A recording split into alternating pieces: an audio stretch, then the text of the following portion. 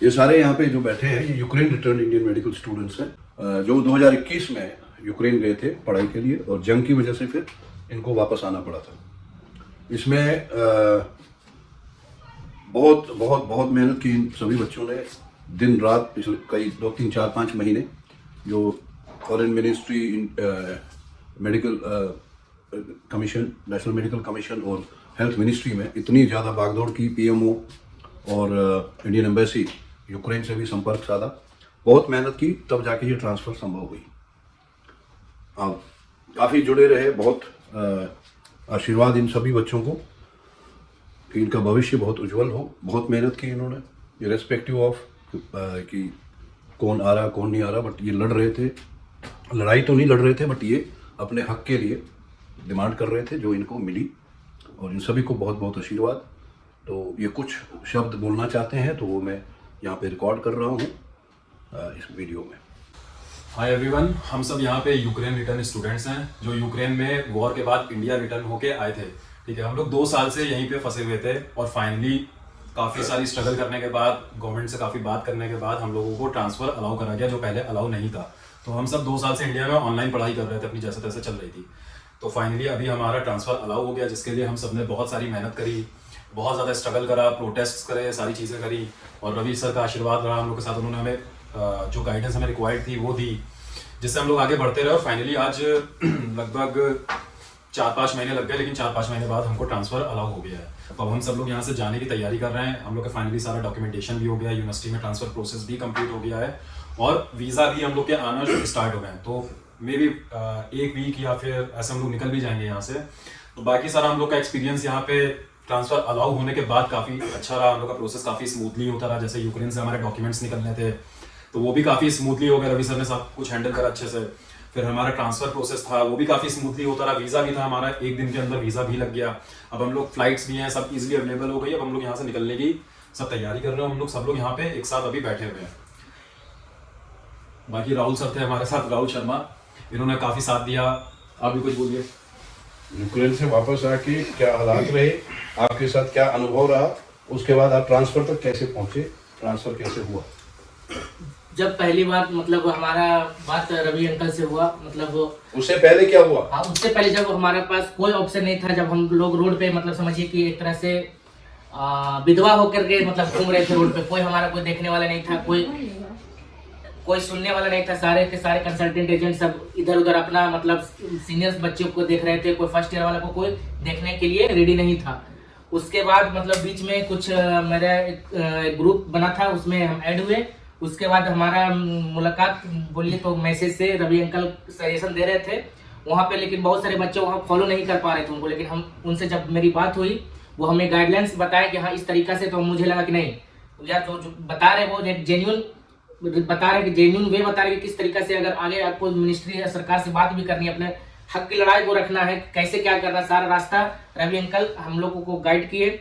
हमारे राहुल प्रेनंदन जो बड़े भाई के समान रूप हैं, वो हम लोग के लिए बहुत सारा मतलब दिल्ली में रह करके हम लोग दिल्ली आए। रवि अंकल के पास मतलब रेगुलर वे में आते जाते रहे। मिनिस्ट्री कैसे जाना है, कैसे एंट्री करना है, एनएमसी में अपना बात कैसे रखना है, सारा कुछ रवि अंकल हम लोग को बहुत सारा गाइड किए। उसके वजह से ये ट्रांसफर जो आज वैलिड हुआ है, सारा श्रेय जो है रवि अंकल को जाता है। और जितना भी हो सकता है काम, जैसे कि ट्रांसक्रिप्ट वगैरह में हमारे हरदीप भैया भी बहुत योगदान दिए हम लोग को, खारकिब वाले ट्रांसक्रिप्ट में। और रवि अंकल बहुत सारे सपोर्ट किए हम लोग को डॉक्यूमेंटेशन में। ये 12th जितना भी डॉक्यूमेंट प्रॉब्लम था सारा कुछ सॉल्व हुआ है। और जो यहाँ कंसल्टेंसी है, बहुत सारे मार्केट में जो आजकल घूम रहे हैं, बहुत सारे जैसे आरवी गुप्ता जी हुए, बहुत सारे ऐसे हैं जो कि रोड पे मतलब कंसल्टेंसी खोल के बैठे हुए हैं। ये मतलब बच्चों के साथ बहुत ज्यादा गलत कर रहे हैं। कुछ दिन पहले देखे थे बहुत सारा ऐसा इशू आया है फॉरेन में, लेकिन आज तक कोई आवाज उठाने के लिए रेडी नहीं है। फॉरेन जो FMGL गैजेट आया है उस पे कितना 90% कंसल्टेंट को उसका गैजेट का पूरा मीनिंग नहीं मालूम है, क्या वो कहना चाह रहा है, क्या नहीं कहना चाह रहा है। लेकिन FMGL का जो गैजेट है, रवि अंकल जब हमें समझाए, वो अच्छे तरीके से समझाए, तो हमें भी लगा नहीं जो बात है वो फैक्ट, लिखित में जो लिखा हुआ है वो 100% जेन्युइन बात लिखा हुआ है। और सारा कुछ जो हुआ है आज के दौर में हम इतना चीज सीखे हैं, मिनिस्ट्री कैसे करना है। अंकल आपको एक बार दिल से थैंक यू अंकल, बहुत सारा चीज सिखाने के लिए थैंक यू। जैसा कि सबको यहाँ पर ट्रांसफर मिल गया तो सबको खुश है ऑलमोस्ट। सभी खुश हैं, हम भी खुश हैं और बाकी लोग भी जो कई लोग जैसे हम लोग भी ट्रांसफर लेके जाने वाले हैं, कहीं ना कहीं हम लोग भी जाने वाले हैं, कहीं ना कहीं क्या हम लोग तो मतलब किर्गिस्तान जाने वाले हैं। तो इसके रिगार्डिंग मतलब आज हम लोग इकट्ठा हुए हैं, इसी के बारे में हम लोग बात करने वाले हैं। बट ट्रांसफर कैसे मिला, क्यों मिला और क्यों नहीं मिला, अब तक क्यों नहीं मिला, इसके बारे में कोई नहीं बताया, हमें काफ़ी गुमराह किया गया। बट नर्वस हो रहा हूँ सर, क्या है मतलब बोलिए पानी दीजिए बोलिए सर, बोलिए जो समझ नहीं समझ रहे हैं सर, लेकिन एटलीस्ट सर आपने जो किया हम लोगों के लिए बहुत कुछ किया है सर, नहीं बोल सकते सर आपने हम लोगों के लिए क्या क्या किया है सर। ट्रांसफर के लिए मतलब ऐसे बयान नहीं कर सकते सर, हम क्या क्या किया है ट्रांसफर के लिए आप हम लोगों के कोई लिए, आवाज नहीं है, कोई शब्द नहीं है। लेकिन सर हम आपसे मिलने से पहले ट्रांसफर के लिए सर हम लोगों ने बहुत कुछ किया। अपूर भाई, राहुल भाई, प्रतीक सर, प्रमोद सर, हम लोग केस भी लड़े हैं सर, हम लोग केस भी लड़े हैं, वहां भी हार गए, सुप्रीम कोर्ट भी गए सर, काफी पैसे खर्च हुए सर, मतलब सोच के रोना आता है सर, मतलब क्या बोला सर कोई गाइडेंस नहीं देने वाला था सर हम लोग को, मतलब कोई मैं देख रहा था बट बोल कुछ नहीं रहा था, ये पता था वहाँ ग्रुप में। हाँ सर, कोई गाइडेंस देने वाला नहीं था। बहुत लोग गुमराह कर रहे थे सर कि एकोमोडेशन इंडिया में आ जाओ, यहाँ आ जाओ, तुम लोग को इंडिया में सीट दिला देंगे सर, ये सारी फर्जी बातें थी सर। पर इसके हम लोग कुछ प्रयास किए कि चलो भाई केस लड़ते हैं, क्या पता इससे कुछ फायदा हो जाए हम लोग, बट वहां से भी कुछ नहीं मिला सर हम होप खो दिए थे सर कि अब कुछ हो सकता है, क्योंकि सर सुप्रीम कोर्ट ने निकाल दिया था तो हम लोग होप खो दिए थे सर कुछ हो सकता है। अब तो सर बैठ गए थे कि अब नहीं कुछ हो सकता है। तो फाइनली सर राहुल भाई आपके बारे में बताए कि सर है, आपका नाम बताया, तो सर पहली बार तो सर मैं आपको जानता नहीं था, तो मैंने कहा कौन है, तो उन्होंने कहा कि रवि कौन है और एक बार आपसे उनसे मिलवाएंगे, हमने कहा ठीक है। तो सर आपसे जिस दिन पहली बार आया सर रियली बताओ सर, उस दिन एफएमजीएल के बारे में उस दिन ही जाना सर कि एफएमजीएल है क्या चीज़ है सर, नहीं जानता था मैं, कि मतलब कि अगर झूठ बोल दूं कि एफएमजीएल को मैं जानता था तो नहीं जानता था सर। तो फिर सर आए तो फिर काफ़ी लोग जुड़ते गए, कारवा आगे बढ़ता गया ट्रांसफर को लेकर के कि कैसे कैसे क्या करना है। बट सर जितना आपका योगदान है सर ना, नहीं बयान कर सकते कि सर मतलब कि कोई कहे कि नहीं यार सर, नहीं बयान नहीं कर सकते सर कि आपका कितना बड़ा योगदान है सर। जैसे हम लोग सर एनएमसी गेट पे खड़े रहते थे, कैसे खड़े रहना है वहां पर कि मतलब कि शोरगुल नहीं करना है, कि मतलब यार बच्चे मतलब काफी लोग जैसे सर कोई धरने पे जाते हैं हम लोग तो मतलब कि यार दंगा हो जाता है सर, लेकिन आपने इसको भी नोटिस किया कि मतलब वहाँ दंगा नहीं होने देना है, वहाँ प्यार से काम करना है, वहाँ भी खड़े रहे सर हम लोग। फिर वहाँ से काम नहीं बना तो फिर आपने कहा कि एक बार एमईए में जाओ आप लोग सर, उसके बाद हम लोग एमईए गए, फिर उसके बाद से एमईए से भी काम नहीं बना, फिर आपने कहा कि एक बार हेल्थ मिनिस्ट्री कुछ करो सर, हम हेल्थ मिनिस्ट्री गए, वहाँ से थोड़ा सा आश्वासन मिला, लेकिन फिर वहाँ से भी काम नहीं बन पाया था। फिर आपने कहा सर मंत्री के घर जाओ सर, तो हम लोग मंत्री के घर भी गए, मतलब क्या बताया, राहुल भाई है, ये अपूर भाई भी है सर, सुबह निकलते थे हम लोग सर, सुबह निकलते थे शाम को आते थे। तो सर वो सब बातें हैं, लेकिन क्या बोला सर, लेकिन आज मिलने का कहने का मौका मिल रहा है तो कह रहे हैं सर, लेकिन कहना नहीं चाहिए सर, आपने बहुत कुछ किया है सर, बहुत कुछ किया है हम लोग के लिए, ट्रांसफर को लेकर, खास करके ट्रांसफर को लेकर के सर बहुत कुछ किया है। तो सर वहां से ट्रांसफर मतलब क्या बोले सर, प्रोसेस इतना टफ था ना कि किसी को समझ में नहीं आ रहा था कि ट्रांसफर अलाउ कैसे करवाना है, क्योंकि सारे रास्ते बंद थे। सुप्रीम कोर्ट मना कर रहा था, पहले से हमारे लिए कोई प्रावधान नहीं था कि हम ट्रांसफर ले सकते हैं, कोई रास्ता ही नहीं दिख रहा था कि क्या करें कि ट्रांसफर अलाउ हो जाए, हम अपनी जाके सर पढ़ाई स्टार्ट कर कंटिन्यू कर लें। भाई सर ब्याह हो रहा है सर, दर्द ब्याह हो रहा है सर, अब समझ नहीं सकते सर, तो बहुत कुछ किया सर आपने। पानी दीजिए बोतल है भाई,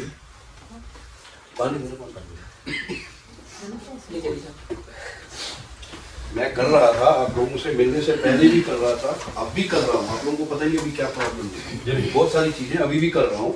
मगर उस टाइम मैं इसलिए बोला क्योंकि जब सुप्रीम कोर्ट से केस खत्म हो गया तब मैंने सोचा नहीं अब इनको मैं बोल देता हूँ।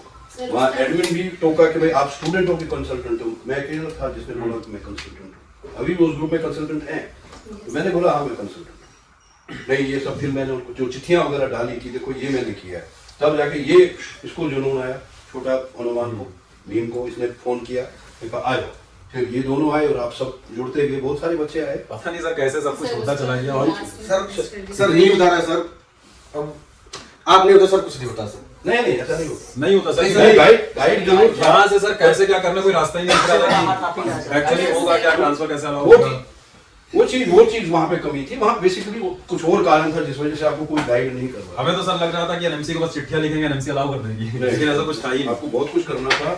हमें जो तो- आप लोगों का कोर्ट में, सुप्रीम कोर्ट में केस जो हुआ था, जो 10 अरब केस हुए थे, वो भी पहले 4 पेशी में कुछ मुंह नहीं खोला वकील ने किसी। मैंने उन पेरेंट्स एसोसिएशन से लड़ाई की, सभी से एक एक करके फोन किया, मैं ये बोल क्यों नहीं रहे हैं कुछ, क्योंकि हम देख रहे थे। जाते ही कैंसिल कर दिया उसने। वही तो बोल नहीं, कुछ नहीं कर रहे थे। मैंने कहा पैसा दे रहे हो वकील को, वो क्या कर रहा है सर हमारा हस्बैंड तो सर कुछ बोल भी नहीं पाया सर, मतलब पता है मुझे, वही तो कुछ नहीं बोल पाया सर। वो वकील सारे ऐसे लिए थे, इनको बोला भी मैंने, एक वकील ले लो, 50-100 केस मत करो। वो कंफ्यूजन उन्होंने क्रिएट किया। और जो केस किया था इंडिया अकोमोडेशन, वो पॉसिबल नहीं है, वो कोई कानून के अंतर्गत हो नहीं सकता था। और उस केस में आप लोगों का कहीं नाम नहीं था। हाँ सर। ये सबसे बड़ी चीज है। पैसा आपने भी दिया था, लेकिन आप लोगों का नाम ही किसी केस में नहीं था। फिर आपने अलग से जब डाला तब तक देर होगी, अलग से जब करा तो मुझे तब तक तो सुप्रीम कोर्ट डिसीजन एक हिसाब से हम लोग तो सर बस पढ़ाई भी छोड़ने वाले थे। उस समय याद आ रहा है कुछ शायद मई चल रहा था, ऐसे ही कुछ था, तो सुप्रीम कोर्ट ने जब मना कर दिया तो हम लोग को ये लगा कि पढ़ाई छोड़ देते हैं, क्योंकि ट्रांसफर ले नहीं सकते, ये बैठो ले में। सकते हैं। हाँ सर। पक्का। और सर अनिल राडिया सर का सर बहुत बड़ा योगदान रहा है। बहुत ज्यादा क्योंकि सर अनिल राडिया सर ने मतलब बहुत हेल्प किया सर, बहुत हेल्प किया उन्होंने। पहली बार हम लोग मिले सर से तो मतलब थोड़ा सा आप लोग सर फिर पेश आए थोड़ा सा सर। अनिल रजादिया से पहले आपको एमईए ने बहुत हेल्प हाँ सर, बहुत हाँ सर। हेल्प एमईए में बहुत ज्यादा सर, एक- बार बार आप लोगों को बच्चों की तरफ फोन करते थे, आप लोगों को समझाते थे, ऐसे करो, बुलाते थे। मेरे ख्याल से कई बार हुआ ऐसा। हाँ सर। फिर अनिल रजादिया जी तो खैर वो अलग व्यक्ति थे। सर मिनिस्ट्रीज ने बहुत कोऑपरेट करा, मतलब बहुत हम लोग को ज्यादा। इतना उम्मीद नहीं थी कि इतनी बड़ी बड़ी मिनिस्ट्रीज हम बच्चों के साथ इतना कोऑपरेट करेंगे, लेकिन उन्होंने बहुत ज्यादा करा, हमारे बियॉन्ड एक्सपेक्टेशन करा कोऑपरेट। और खासकर सर अनिल सर ने काफी मदद किया सर हम लोग को। बिल्कुल काफी मदद किया। पटेल सर, मानस राज पटेल सर, सब। एमबीए में सर पहली मुलाकात हम लोग मानस पटेल सर से हुई थी, उन्होंने भी काफी मदद किया सर हम लोगों की। और अनिल सर तो खैर बहुत मदद किया सर। उन्होंने मतलब पहले दिन हम लोग बोले, उन्होंने मतलब कहा कि यार टेंशन न लो, हो जाएगा, लेकिन थोड़ा समय लगा, लेकिन सर हो गया सर। एमईए हो, हेल्थ मिनिस्ट्री हो, कहीं भी आप लोगों को किसी ने धक्के मार के बाहर नहीं बिल्कुल निकाला। नहीं। बड़े प्यार से आप लोगों को एक्सेप्ट किया। सबको पता था कि आपके साथ प्रॉब्लम है। अगर पता नहीं था, उन लोगों को नहीं पता था जो लोग आपसे पैसे लेके कोर्ट वोट कचहरी खेल रहे थे, हाँ सर। उनको नहीं पता था। सर अगर ये ट्रांसफर का केस अभी हम लोग हल नहीं करते तो पता नहीं कितने सारे पेरेंट्स और बच्चे जो अभी और कितने पैसे गवाते जाते हैं, और लोग उल्टी सीधी स्कीम दे के उनको लूटते हैं। आज भी तो फंसी रहे हैं। कम से कम एक परमानेंट सॉल्यूशन मिल गया कि बच्चे ट्रांसफर ले पा रहे हैं और अपनी पढ़ाई जो भी बच्ची कुछ आगे अपने हिसाब से देखिए कब कहाँ जाए, क्या जाए, वो उनकी सबकी अपनी मर्जी है। मेन चीज था, जो मुद्दा था, आप लोग यहाँ से निकल जाए। वो ट्रांसफर का केस, वो क्या नाम है, अकोमोडेशन का केस लगा दिया, हार गए, उसके बाद वो सब अपने अपने घर चले गए, आप लोगों को छोड़ दिया मजेदार। फंसे हम लोग वो एक प्रॉब्लम थी। सड़क पे थे सब, इतना मैं सारा तो ग्रुप बच्चे में पहले से था, सब एक नहीं 50 ग्रुप थे मेरे पास, सभी लिंक अभी भी मेरे पास पड़े, 6th ईयर 5th ईयर सबके लिए। तो बट मैं कुछ बोल नहीं रहा था, एज ए कंसल्टेंट मेरा बन नहीं रहा था, लेकिन कोर्ट केस हारने के बाद ही मैंने सोचा नहीं और कुछ बोलना पड़ेगा। आप बोलो कुछ। ट्रांसफर लागू हो गया है, हम लोग काफ़ी खुश हैं और उसके साथ साथ इमोशनल भी हैं, क्योंकि हम लोग पूरी तरह से होप हो चुके थे कि हमको ट्रांसफ़र नहीं मिलेगा। जैसा कि सभी लोग, सारे छात्र परेशान थे ट्रांसफ़र को लेके, तो सब इधर उधर भटक रहे थे। कुछ लोगों ने नया एडमिशन ले लिया, कुछ लोगों ने पढ़ाई छोड़ दी, और तो सर का हमको जो है परिचय मिला, सारे लोग सर से मिले, तो इस ट्रांसफ़र प्रोसेस में हम लोग आगे बढ़ते गए सर के योगदान से, और सर हमको गाइड करते गए, उस रास्ता दिखाते गए, और हम लोग आगे बढ़ते गए। और सर के ही योगदान से आज हम लोग यहाँ सब लोग इकट्ठा हुए हैं और अपनी नई पढ़ाई जारी करने के लिए कजाकिस्तान के लिए हम लोग जा रहे हैं। ट्रांसफर की इस लड़ाई को हमने 2 साल ऑनलाइन करने के बाद में मई जून से स्टार्ट किया था। हमने इस ट्रांसफर की लड़ाई में ईमेल और ग्रीवियंस के फॉर्म में मिनिस्ट्रीज को अप्रोच करना, लेटर लिख के अप्रोच करना स्टार्ट किया, जिसमें सबसे पहले उनको विदेश मंत्रालय के द्वारा बहुत अच्छा आश्वासन मिला, जिसमें लिखित उन्होंने एनएमसी को नोटिस दिया कि बच्चों को एक दफा ट्रांसफर परमिशन दी जाए युद्ध के कारण, जिसमें चरणजीत सर ने बहुत ही अच्छा रोल निभाया, और मिस्टर जयशंकर सर ने इन्होंने लिखित में एनएमसी को और हेल्थ मिनिस्ट्री को निर्देश दिए कि बच्चों को ट्रांसफर एक दफा अलाउ किया जाए और अपनी पढ़ाई अगले देश में पूरी करने का मौका दिया जाए। जैसा कि हमारे राहुल भाई, दोनों राहुल भाई, अपुल भाई और हमारे रवि कौल सर ने बताया, इन्होंने जो हमें मार्गदर्शक दिया, मतलब आगे की ओर बढ़ाया कि ऐसे ऐसे करना है। जब हम यूक्रेन से आए थे तो हम ऑनलाइन क्लासेस कर रहे थे। एक समय ऐसा लग रहा था कि ये कब तक करेंगे, फिर लगा कि वापस यूक्रेन जाए, लेकिन फिर यूक्रेन जाना पॉसिबल भी नहीं था क्योंकि वॉर बहुत तेज़ हो चुकी थी। फिर उसके बाद हमने क्लासेस किए, उसके बाद हमारी सेमेस्टर एंड हो गई, फिर जब धीरे धीरे हमें ऐसा लगने लगा कि अब ट्रांसफ़र तो हो नहीं सकती, वापस नहीं जा सकता, तो हमें टेंशन होने लगी फिर क्या करें नहीं करें। तो धीरे धीरे जैसे कि सर के बारे में पता चला, राहुल भाई ये सब के से पहले से जानकार थे, तो इन सब के थ्रू हम सब ने पहले लेटर वेटर लिखना शुरू किया, ग्रेवेंस डालना शुरू किया। फिर उसके बाद इसके पहले हमने सुप्रीम कोर्ट में भी केस किए थे, तो वो भी सर जैसे इन्होंने बताया वो भी हम हार चुके थे, तो एक उम्मीद खो चुका था। मेरे पेरेंट्स भी उम्मीद खो चुके थे कि अब क्या होगा नहीं होगा, ठीक है। तो उसके बाद धीरे धीरे सर लोग से मिले, बातचीत हुई, फिर जो सर ने बताया जैसे बताया वैसे हम सब ने किया। फिर करते करते सारे हमारे मिनिस्ट्रीज से कांटेक्ट हुए, मिनिस्ट्रीज ने आश्वासन भी दिया। फिर धीरे धीरे लगा कि हाँ ट्रांसफ़र अलाउ हो जाएगा, पर ऐसा लगा एक समय ऐसा आया कि मे भी ना हो। लेकिन फिर ये लड़ाई लड़ते रहे हम सब मिलके, और आगे हमें एक न एक दिन ट्रांसफ़र अलाउ हो गया, और इसके लिए हम हमेशा रवि कौल सर का आभारी रहेंगे हम सब। और जैसा कि सबने कहा कि ट्रांसफ़र, मैं तो एक पॉइंट पे ऐसा हो गया था कि मैं अब ट्रांसफ़र अलाउ नहीं होगा, तो मैं सोची कि अब इंडिया में तो हो नहीं सकता है, ट्रांसफ़र अलाउ हो नहीं रहा है, तो मैंने डिसाइड कर लिया कि मैं किसी और कंट्री जाके स्टडी करूँगी। फिर लास्ट मोमेंट पे प्रतीक लोगों ने, राहुल ने, ये सबने बोला कि नहीं हो जाएगा, थोड़ा सा पेशेंस रखो। मैंने बोला बहुत टाइम से हम लोग इतने पेशेंस रखे हुए, बट अभी तक कुछ भी किसी के साइड से कुछ भी आश्वासन नहीं आया है। उसके बाद फिर इन लोगों ने कंफर्म किया कि रवि सर हमारा बहुत हेल्प कर रहे हैं। उन्होंने बोला कि हो जाएगा, थोड़ा सा बस पेशेंस रखो, सब कुछ क्लियर हो जाएगा, सारी चीज़ें हमारी सारे अपने पॉइंट ऑफ व्यू में हैं। उसके बाद कुछ दिन के बाद इनका कॉल आया, बोला कि ट्रांसफ़र अलाउ हो गया। उस दिन बहुत खुशी हुई थी, बहुत उसमें भी सर का